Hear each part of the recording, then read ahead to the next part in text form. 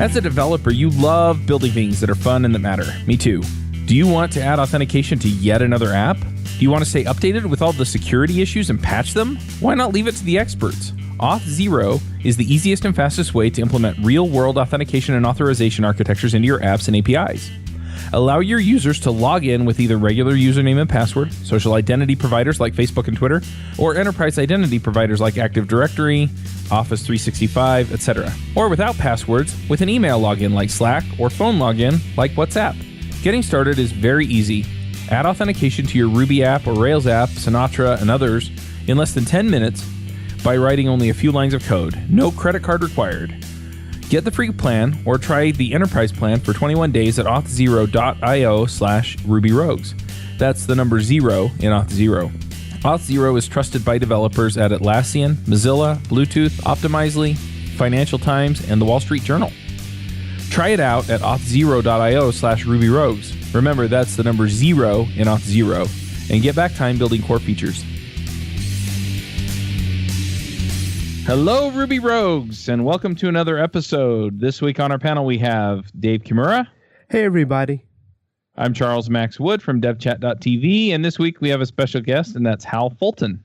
Hi there. Now, Hal, we did a My Ruby story a little bit ago, and we'll put a link to that in the show notes, but I just, by way of introduction, want to talk a little bit about how I got to know who you are. Now, way back in the nether days of My Ruby story, my story, you wrote a book about Ruby. That's what they say, yeah. Yep. Now, it was the Ruby way, if I remember correctly. That's right. And it seems like the other one that people were talking about at the time was the Pickaxe book by Dave Thomas. Do you want to just kind of give people a little bit of perspective on how that came about? And then you can do an introduction as to who you are and what you're up to these days? Okay, I'll give you the 3-minute history of how I got into Ruby and wrote the book. I was at IBM, and I was complaining to a coworker that I was never in on the ground floor of any new technology. I was always a second or third generation adopter. And he said, well, you should learn Ruby then. I said, what's that? And this was in, I guess, October of 1999, something like that. And they had just started an English language mailing list for Ruby, principally so that the Japanese could talk to the Europeans. Ruby, of course, started in Japan, and it had spread into Europe, especially Germany. But as soon as it was in English, Americans started to jump in. And I believe I was one of the first 10 Americans to learn Ruby, along with Dave Thomas, Andy Hunt, a few others. And eventually, there was a rumor that a publishing company was thinking of making a Ruby book, which was kind of unusual because there was really only one in progress at that time. The Pickaxe, I think, had not quite been published. It was still being worked on. So I said, well, I think I could do that. And I wrote out a proposal for the publisher, and they liked it, and the rest was history. Nice. Well, it was definitely one of those resource books that was nice to have when I was getting going. I'm glad to hear it. It was actually the second English language book on Ruby, the Pickaxe, of course, being the first. Mm-hmm. And I actually was helping as reviewer, tech editor, whatever, for the Pickaxe while it was in progress. And there was a time when I had to write a blurb for the inside front cover. And I said, this is the first Ruby book anyone should buy. Thinking to myself, yeah, and I know what the second one should be. But mine was not even public information at that time. Mm-hmm. Well, that's great. And I'm excited to just, have you on and kind of talk, about something that affected my story. And, I don't know where this falls into Dave's story at all. If you read or used the Ruby Way at all as a reference, but as a reference, yeah, but I'm not really a big reader, honestly, hence my love for video tutorials and stuff. But when I saw the name Hal Fulton, I'm like, that name's so familiar. Where have I seen that before? And then I picked up a book. I'm like, oh, crap, he's an author. That's awesome. Yeah, the Ruby Rouges, a few years ago, we actually came down to Lone Star RubyConf, and we did a session, kind of a panel session, at Lone Star, and that's actually where I met Hal for the first time, was at Lone Star Ruby Conference. So yeah, that was kind of fun and exciting, and it was nice just to get to know a bunch of other folks. So anyway, so Hal, we brought you on because you're going to be speaking at the Ruby Dev Summit. You're going to be giving us a talk about is Elixir, the new Ruby. And I'm curious, so I've seen some people talk about it as, hey, this is the new Ruby, this is the new way to go. And then I've heard other people saying, you know what, if you need this kind of thing, then go with Elixir. And if not, and you're comfortable with Ruby, then stay with Ruby. And so I'm kind of curious, is Elixir out there to replace Ruby? Or is that just kind of where people are going now? Or kind of what's your take on that? I wouldn't say it's out there to replace Ruby. I mean, there are still languages in use that have been in use for 30, 40, 50 years. And I think Ruby certainly has its place, but Ruby is increasingly unsuited to the modern world in terms of, the fact that it doesn't handle multiple processors very well at all. And that is sort of the future. Mm-hmm. But if you're not doing something that is processor intensive, where you really need speed or parallelism, Ruby is perfectly usable. I suppose it will be usable for many years to come. But there's a wonderful article that I only read 2 years ago. I wish I had read it much sooner. The article by Herb Sutter called "The Free Lunch is Over." Are you familiar with that one? No, I'm not. Basically, he argues that for years and years, programmers got by sort of riding the gravy train of Moore's Law. Right. Like, you write some code, and 18 months later, your code is twice as fast. Magically. And that went on for a long time, but we're reaching sort of the limits of Moore's Law, and we're reaching the limits of how much we can cram onto a chip, and that kind of thing, how much memory we can use. The future, as we see it right now, is in multiple cores, multiple processors. And that's not something that Ruby is good with, but it's something that Erlang, and therefore Elixir, is very good with. So I think that's a big part of what I see happening. Some people say that object-oriented programming is dying, for just that reason, and that functional programming is finally going to come into its own and be the future. I'm paraphrasing what Bruce Tate told me a couple of years ago, but I don't know if I would go so far as to say that OOP is dying or is dead or is useless or the radical things that some people are saying. Mm-hmm. But I do think that functional programming is really starting to show its usefulness to the general programming community in a way that it hasn't necessarily before. I mean, I got 2 degrees in computer science, and I never looked at a functional language.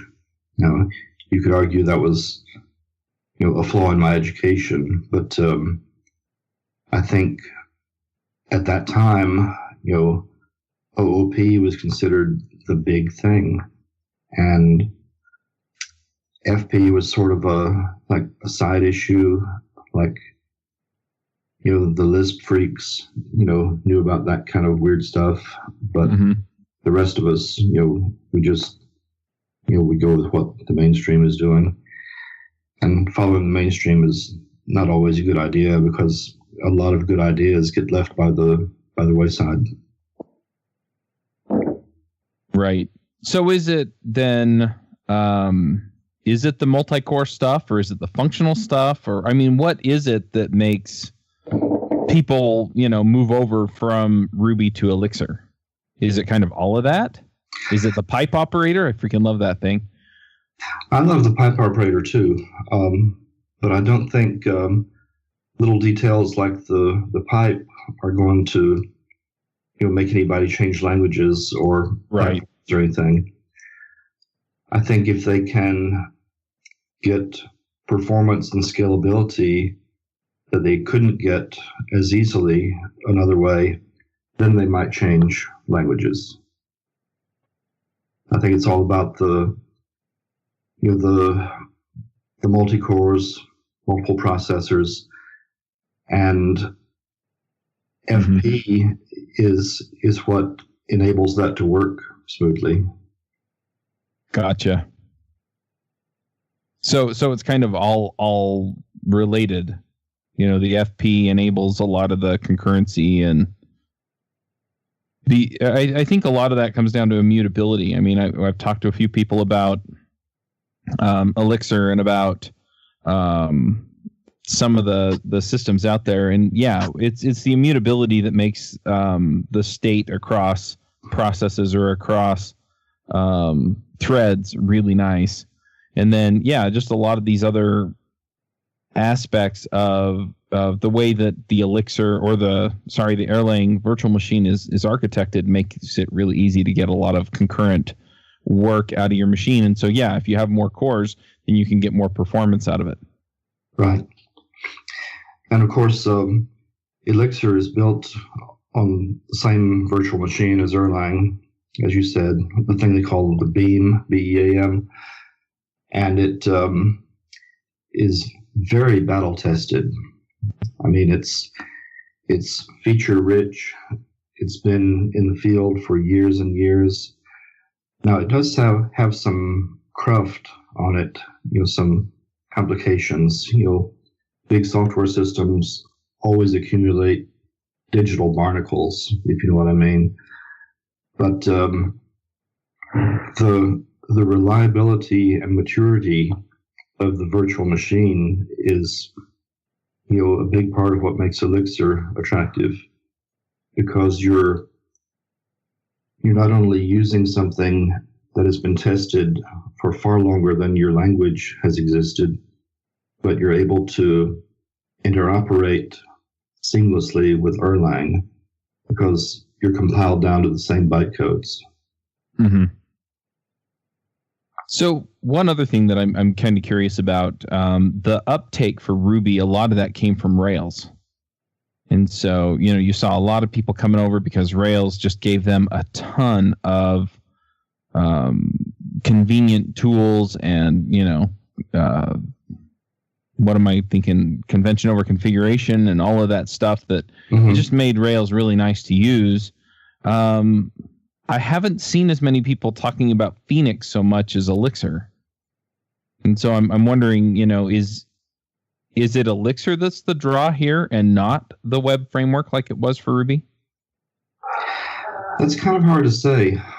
I think, in a sense, Phoenix doesn't add as much to Elixir as Rails adds to Ruby. I've spent many years of my career explaining to recruiters that I'm an expert in Ruby, but I don't really know Ruby on Rails. Mm-hmm. If I had a nickel for every hour I'd spent explaining that, I would have a lot of things.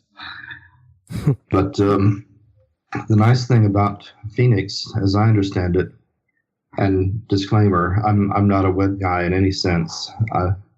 I've done relatively little web programming, sort of as little as I can get away with. But my understanding is that a Phoenix app is really just an Elixir app. Like you don't think of it as something, separate with a gigantic API of its own that you have to learn. Now, unquestionably, there are libraries and tools and whatever that you have to know about. But I've heard it stressed, in conversation that a Phoenix app is just an Elixir app. And personally, I think one of the very best things about Phoenix, which I don't know much about, one of the things that I love about Phoenix is that it is not called Elixir on Rails. So there won't be that confusion in the future.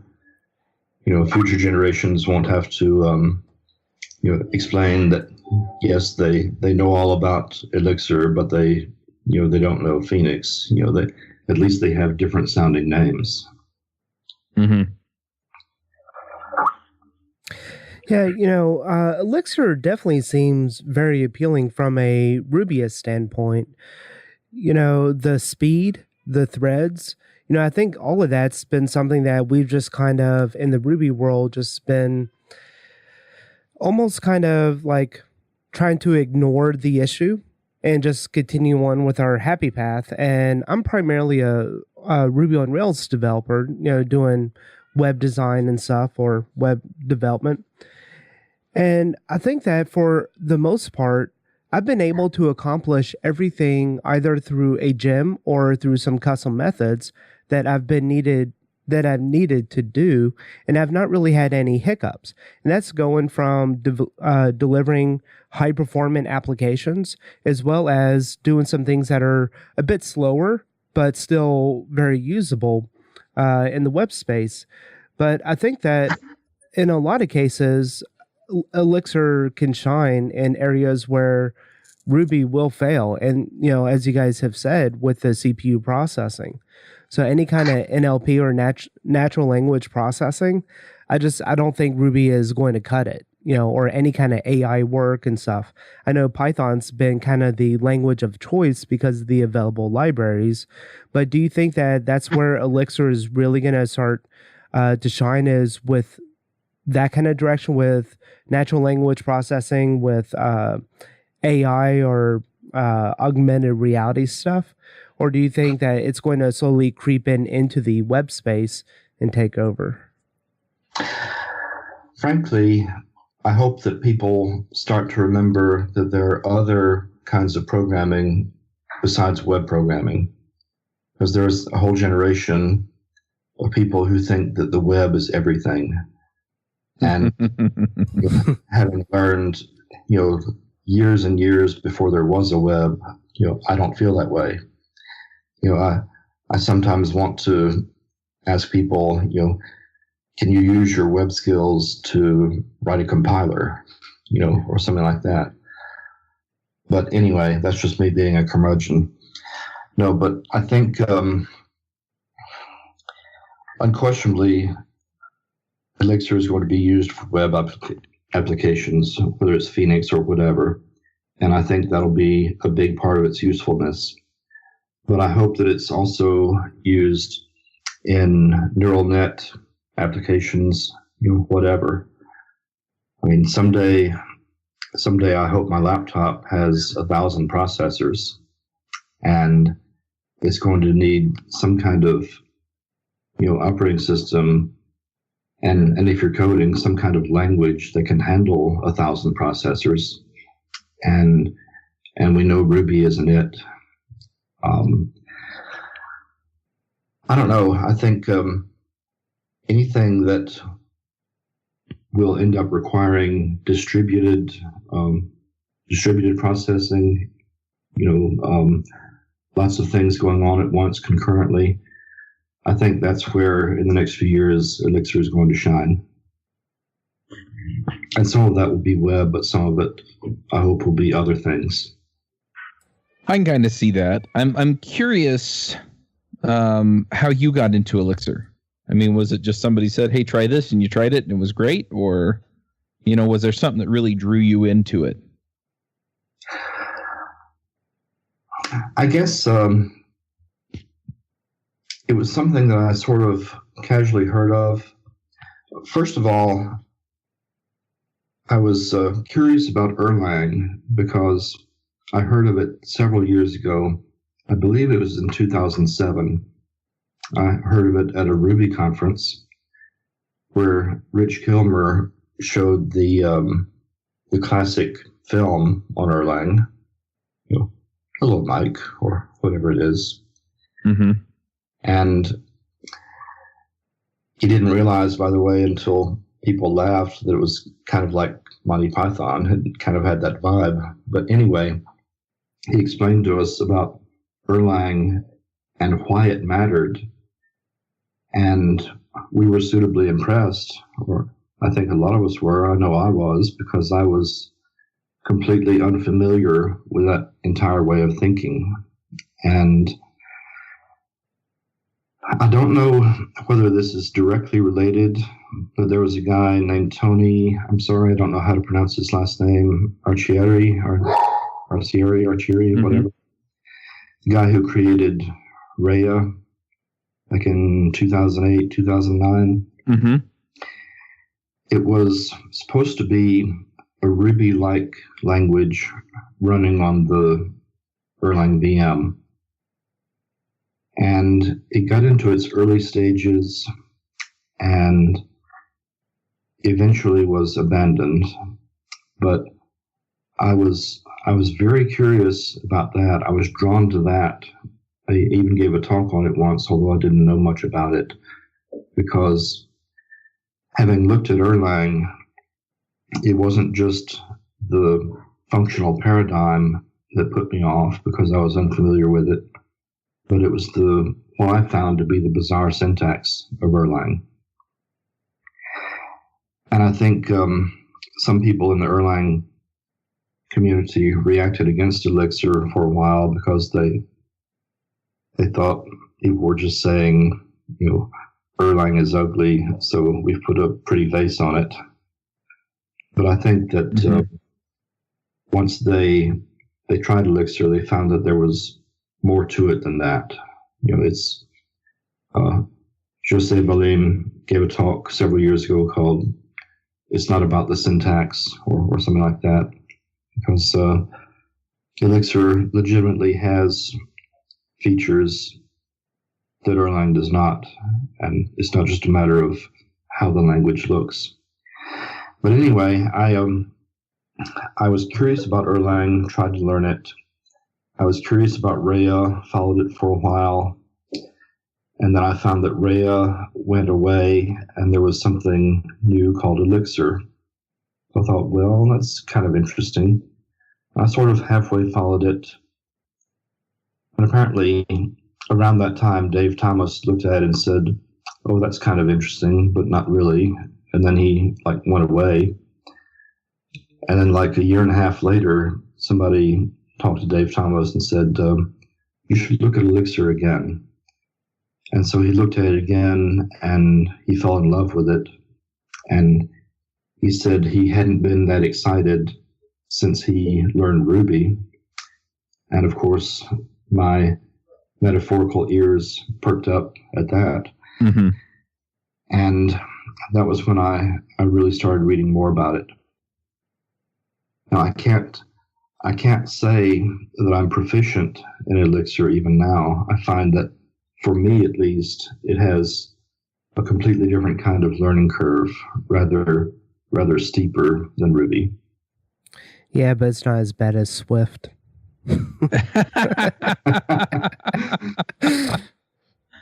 Oh, you went there. About Swift. Yep.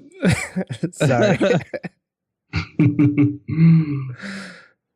Oh. No, I have looked around at the Elixir syntax, and I think it's not where Ruby is as far as, ease on the eyes, something that's fun to read Right. in most of the cases. But I do see, there are a lot of similarities, and those similarities, I think, would make it easier for a Ruby developer to move to a functional language like Elixir. But I think that moving from, and I guess this is where my brain just kind of has trouble wrapping its head around, is moving from the object-oriented world into a functional language and how that would kind of look.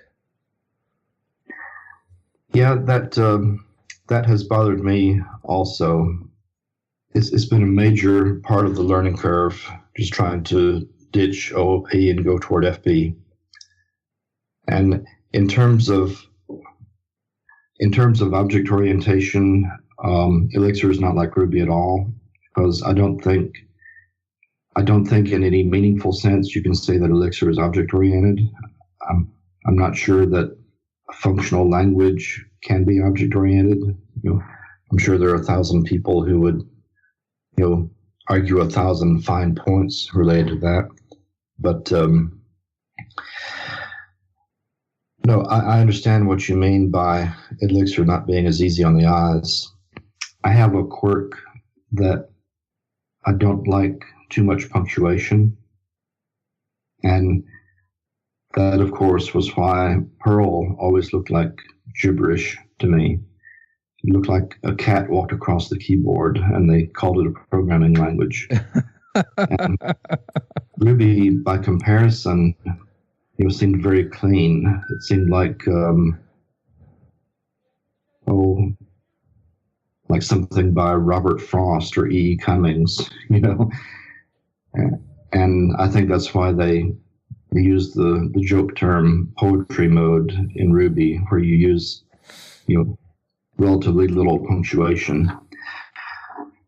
But Elixir has so many features and so many little doodads that it's just sort of necessary to have a lot of punctuation. And a lot of it, kind of like makes me stumble when I'm reading it. And, at a glance, it sort of hurts my eyes because, the punctuation looks like little jagged pieces of broken glass, thrown into the code. But still not as bad as Perl, but all that is personal preference on my part. Do you run your own freelance business? Or maybe you're thinking about picking up some business on the side? Well, then you need FreshBooks. FreshBooks is the quickest and easiest way to get invoices out to your clients. It's easy to use. It works anywhere, available from any device, on the desktop, iPhone, iPad, Android, and all of your data is backed up and secure. And it makes it really easy to get organized and get paid. You'll be tracking time, logging expenses, and invoicing your clients in no time. You can also save time billing, freeing up several days per month to focus on the work that you love, and you get paid faster. FreshBooks customers are paid on average 5 days faster because there's a link on the invoice that says pay me now. And it's a great way to grow your business. Plus, FreshBooks is offering a 30-day trial. That's right, 30-day trial if you try them out. So go to gofreshbooks.com/devchat and enter devchat in the How Did You Hear About Us section. Once again, for a 30-day trial, go to gofreshbooks.com/devchat and enter devchat in the How Did You Hear About Us section.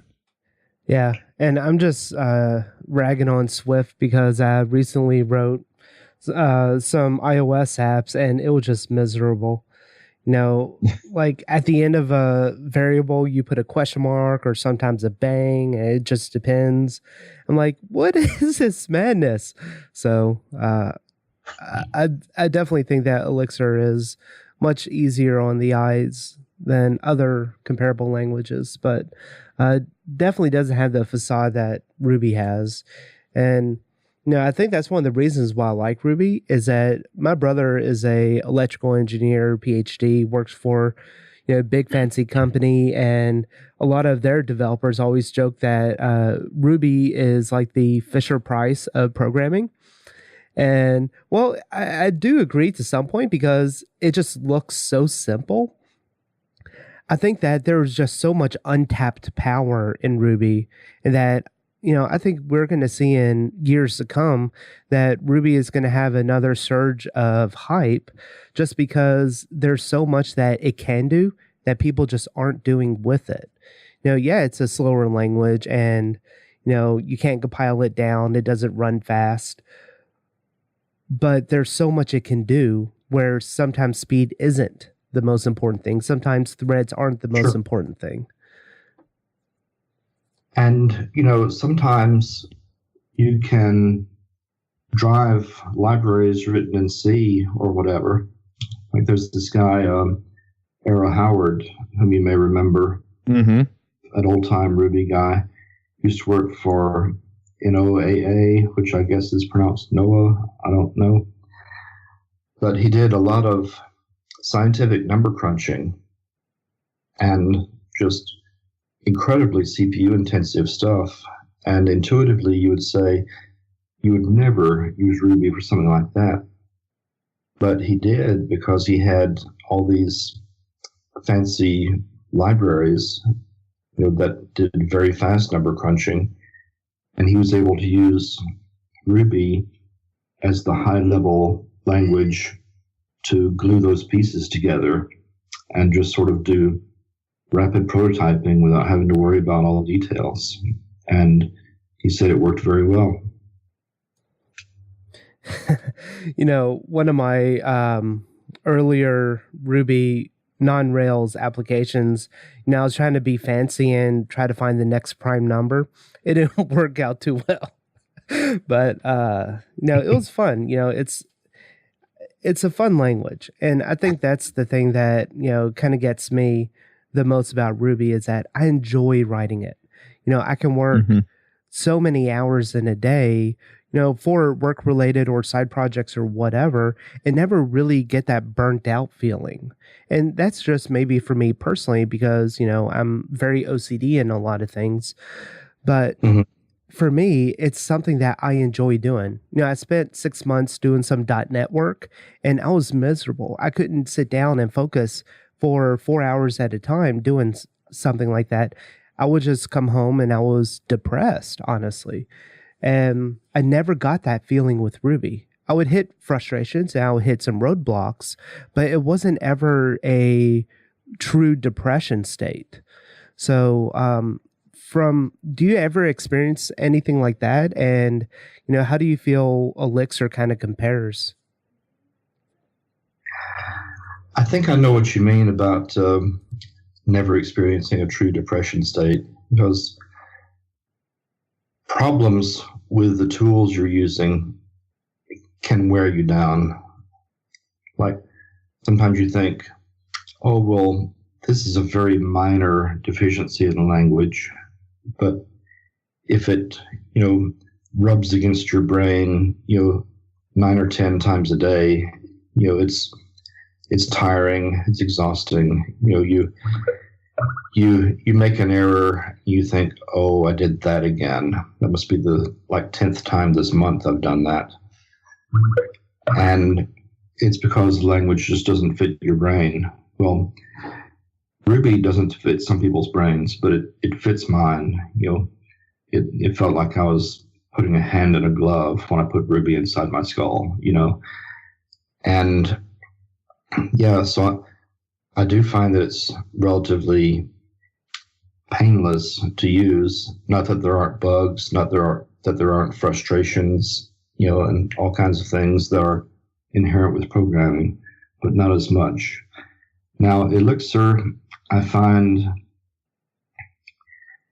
me personally, I don't find it as painless as Ruby. I find it to be, well, let me make an analogy here. If you think about the way machines are built, you could have some real hackers thing with a Raspberry Pi connected by wires and alligator clips to this other thing, and everything is all exposed and fragile, but you can get to everything. That's one way of doing things. It's sort of like C or assembly language, whatever. Or you can imagine a nice, shiny, pretty enclosure with only a few little inputs or jacks or whatever. And it's impossible to open this enclosure. And, you get frustrated because you know that if you could just get inside, you could flip one little jumper and your life would be better. Those are sort of opposite extremes. That's more like Java, I would say, where you want to do something, but you just can't because the language just stops you. Now, Ruby SC is sort of a compromise where you have this nice, shiny, pretty enclosure with very few jacks or inputs or whatever. But there are also these little access panels you can take off if you want to. Like, people always complained that private methods can be called using send. And, I never worried about that, because to me, making a method private is just, a way of politely saying, please don't call this from outside. Now, if somebody really needs or really wants to call it from outside for whatever reason, Ruby doesn't prevent that. You can discreetly open that little access panel and get at the wiring.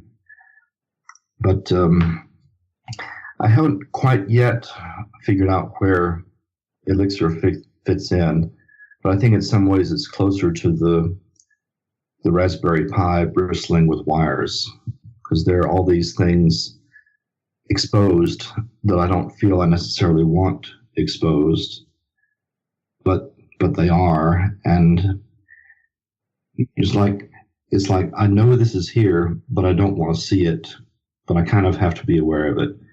And I guess for me, the prime example is that a struct in Elixir is just a map, but it's a map that has a special key in it that you don't usually see, but it's there, and it's what makes that map a struct.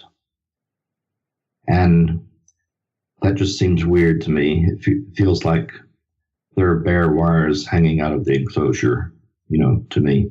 I don't know if that answers your question at all. Yeah, it does.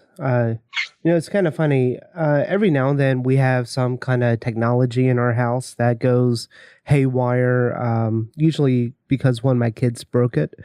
But it's something where I'm too cheap to go buy another $200 baby monitor or something. Because the kids threw it off the second floor and it just hit the wood and broke apart.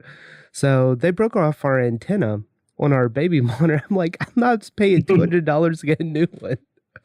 So I broke the thing open and started looking at it. I'm like, okay, well, the antenna has been severed. There's no way it's getting a signal. So I took the whole thing apart and desoldered the old antenna, and had some single strand wire laying around. And so I just soldered this wire onto the antenna connections on the main board of the baby monitor.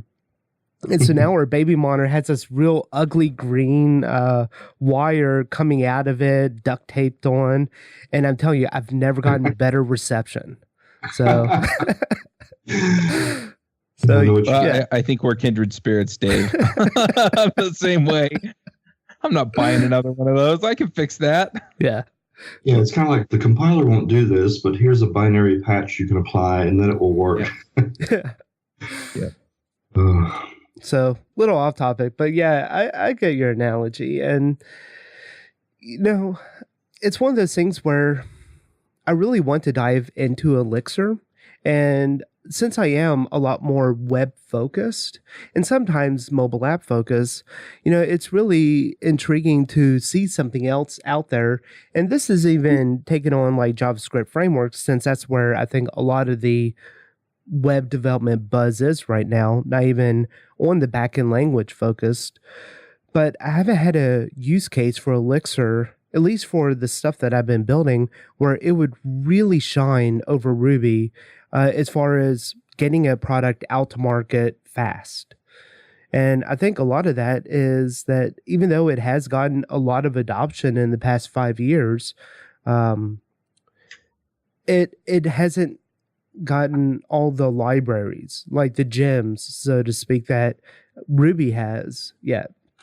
And I think that's kind of like my biggest holdup, where I wanted to sit down, learn the language over a few months, and then just start building stuff, and not have to worry about the nitty gritty details, almost like the convention over configuration that, has been one of the staple points in Rails that Right. I really enjoy, so I can actually focus on my problem, not have to worry about a lot of the nuances of a language or framework.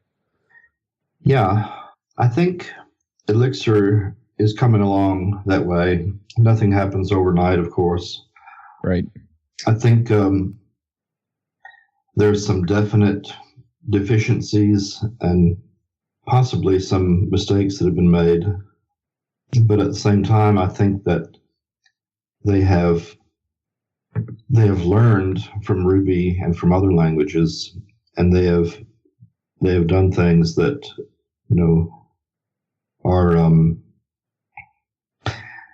how can I say, they've learned from other people's mistakes and other people's successes. Like, for example, Ruby was around for years before we had Ruby gems. In fact, I was just walking by the hotel, a few weeks ago, where we had the Ruby conference in 2003 in Austin, and I sort of glanced at the hotel and I thought, oh yeah, that bar, that's where we all sat and hacked on Ruby gems like until the wee hours of the morning. Rich Kilmer was sort of driving it. He said, we've been talking about this Ruby gems idea, but it's never been implemented. Let's just do it. So the beginning of Ruby gems was written right there in that bar in that hotel in Austin. But that was 2003, and I had been using Ruby for 4 years by that time. Now, by comparison, Elixir had Hex a lot earlier. It has Mix, which is, I guess you would say, it's sort of like Rake, which is a descendant of Make. But it also has some code generating features like the stuff you see in Rails. You can use Mix to just generate the skeleton of an app. We'll create the directories for you, set up some defaults, all that kind of thing. And that is that I think is a good thing. I think that's something they picked up from Ruby and maybe from other languages. So there are some impressive things that they're doing earlier than Ruby did. So I think in some ways the community is moving faster, and I hope that it matures more in the next 2 years than Ruby did in 2 years back, 14 or 15 years ago. But only time will tell. So what is Elixir missing at this point then? I mean, where are you going to try it out and go, I really kind of need what I don't have? That's a very programmer-dependent question. Yes. You could get 1,000 different answers from 100 different people. But I think, for one example, the time and date handling is a little sketchy right now. Like there's sort of a patchwork of things, like different modules that sort of they partly overlap, but each one partly brings new functionality and that kind of thing. And it's so confusing to me that I've just sort of put off learning about it. That's the only example I can think of right now. Now, there are always people on the mailing list saying, gee, I wish I had this, or I wish I had that. and 2/3 of the time it's something I've never even heard of. So I'm not the one to answer that question. I'm not. I'm still learning Elixir. I'm not proficient in it just yet. So I haven't written much code. I've written a few things in production at work, but just little things. So I personally haven't sensed, exactly what is missing. Right. All right. Well, we're kind of getting toward the end of our time. Is there anything else that we should go into with this? And any other aspects of Elixir, maybe as a successor to or something that Rubyist should be looking at? One thing that just came to mind for me is the community. So a lot of the Ruby community that I have talked to have at least moved partially over there. And so if we as Rubyists move over there, is it going to look a lot like what it looked like being in Ruby, or is the community different? I think to some extent it's similar, but of course Elixir is its own thing, and the community has its own identity, which is just fine. That's how things should be. But what I see as the general similarities in the communities is there's a lot of high energy here.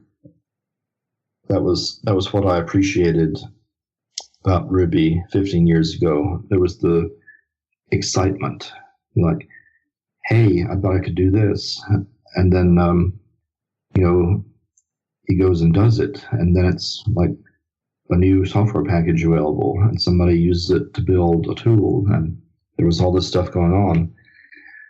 And there are all these smart, eclectic people around. Dave Thomas is a big Elixir guy. James Edward Gray, who I think originally created Ruby Rouges, isn't that right? Yeah, he and I started it together. I see. I forgot you were in at the beginning.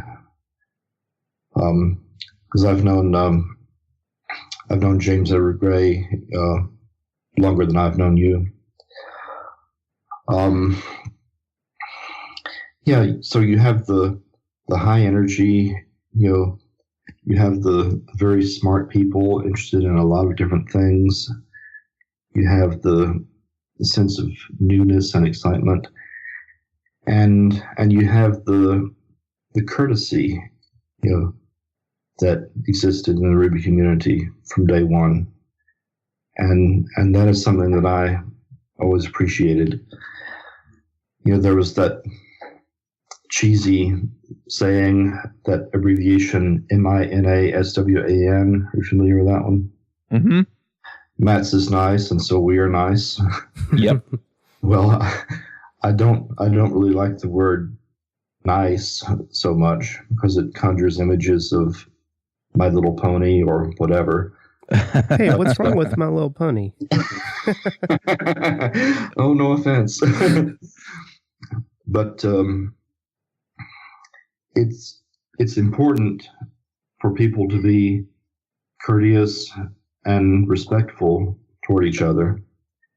And it's so much, it's such a better environment, a better world to be in when people are like that, instead of always trying to one-up each other, troll each other, insult each other, mm-hmm. all that kind of thing that you see in so many online communities. So those are the similarities that I see. Well, that makes me happy. I like that aspect of the communities, the Ruby community, and some of these other communities. Well, before we get to the picks, Hal, if people want to see what you're doing these days, can they follow you on Twitter or connect with you on GitHub or things like that? And what are you doing these days? Oh, gosh. The reason I'm not more successful is that I'm into too many things. My whole life has been spent thinking that if I do 1% of 100 projects, that's equivalent to 100% of one project. But it really just means that my whole life has been littered with things that I started and never finished, whether it was artworks or novels or software packages or whatever. So yeah, you can look me up on GitHub if you want to as Hal9000, but you will probably yawn when you see it. You can look for me on Twitter as Hal_Fulton. I don't tweet very often, but I'm trying to tweet more often. That's my New Year's resolution for 2014. Stop procrastinating. But yeah, just Google me. I'm out there. All right. Well, let's go ahead and do some picks. This episode is sponsored by Linode. Linode is offering listeners of this podcast a $20 credit, which is good for 4 free months at their lowest plan. Their plans start at 1 gigabyte of RAM for $5 a month. You can get your servers in any of their 10 data centers, and their high memory plans start at 16 gigabytes. Get a server running in under a minute. They do hourly billing with a monthly cap on all plans and add-on services like backups, node balancers, Longview, etc. VMs for full control, running Docker containers, encrypted disks, VPNs, etc. You can run a private Git server. They provide native SSD storage, 200 gigabit network, and Intel E5 processors. They have 24/7 friendly support, even on holidays, and a 7-day money-back guaranteed. So go check them out at linode.com/Ruby Rouges. Dave, do you have some picks for us? Yeah, so my first pick isn't really a pick, but it's a preface for my actual pick. It's Interact.js. It's a drag-and-drop JavaScript library, which is really cool. I've been happy with it. It's done everything I've needed in the past. But lately, I've been playing around with a Shopify one called Draggable, and it's really cool. It just has a lot of... it has a really nice API. It does a lot of little different tricks and gizmos with dragging and interacting. So that's my pick. That sounds cool. Yeah.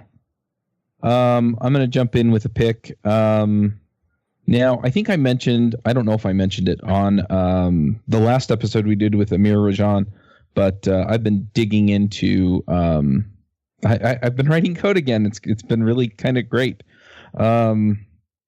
Yeah, just finding a project that I can get caught up in. It's just been really, really awesome. And so I'm just going to pick that. I mean, it seems kind of obvious, especially to the people in this show or who listen to this show. But at the same time, I mean,